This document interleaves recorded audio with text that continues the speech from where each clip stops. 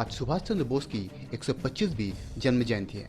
नेताजी सुभाष चंद्र बोस के प्रति भारत के कृतज्ञता के प्रतीक के रूप में इंडिया गेट पर स्वतंत्रता संग्राम नायक की एक भव्य प्रतिमा स्थापित करने का निर्णय लिया गया है और इस प्रतिमा को तराशेंगे प्रख्यात ओडिया मूर्तिकार अद्वैत गणनायक। नेताजी सुभाष चंद्र बोस की 125वीं जयंती मनाने के लिए नेताजी 125 नामक एक अभियान आजादी का अमृत महोत्सव के हिस्से के रूप में शुरू किया गया है। महान स्वतंत्रता सेनानी की अदम्य भावना और राष्ट्र के लिए निस्वार्थ सेवा का सम्मान करने के लिए विशेषकर युवाओं को दृढ़ता के साथ कार्य करने के लिए प्रेरित करने के उद्देश्य से हर साल उनकी जयंती को पराक्रम दिवस के रूप में मनाया जाता है।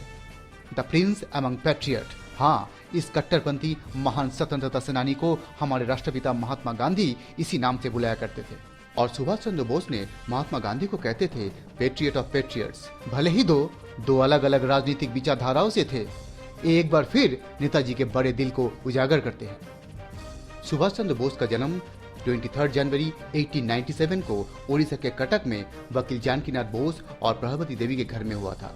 1918 में उन्होंने कलकत्ता विश्वविद्यालय के स्कॉटिश चर्च कॉलेज से फिलोसॉफी में ऑनर्स के साथ बीए की परीक्षा पास किया था।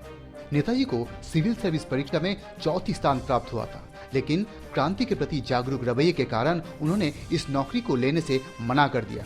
उनके राजनीतिक गुरु थे देशबंधु चित्तरंजन दास और वो स्वामी विवेकानंद और श्री रामकृष्ण परमहंस से काफी प्रभावित थे। जेल में रहते हुए ही उन्होंने 1930 में कलकत्ता के मेयर के पद ग्रहण किया था।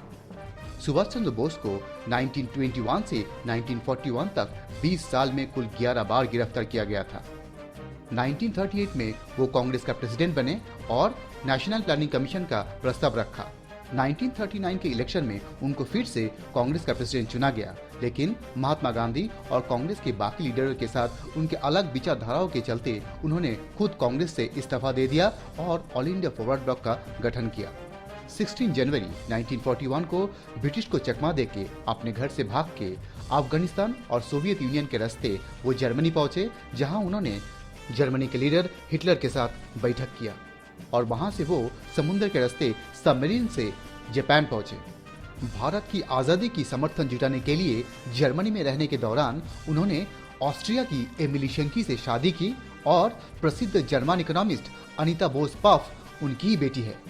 1943 में सिंगापुर में राजबिहारी बोस ने आजाद हिंद फौज का कमान सुभाष चंद्र बोस को सौंपा था। उन्होंने पहला महिला रेजिमेंट रानी झांसी रेजिमेंट का भी स्थापना किया था, जिसका कमान कैप्टन लक्ष्मी स्वामीनाथन को दी गई थी।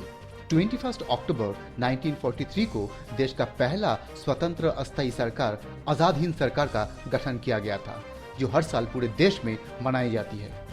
6 और 9 अगस्त हिरोशिमा और नागासाकी पर परमाणु हमले के बाद जापान सरेंडर करने के लिए मजबूर हो गया और इसके चलते 15 अगस्त 1945 को नेताजी ने सिंगापुर में एक रेडियो प्रसारण के माध्यम से आजाद हिंद फौज का अंत की घोषणा की।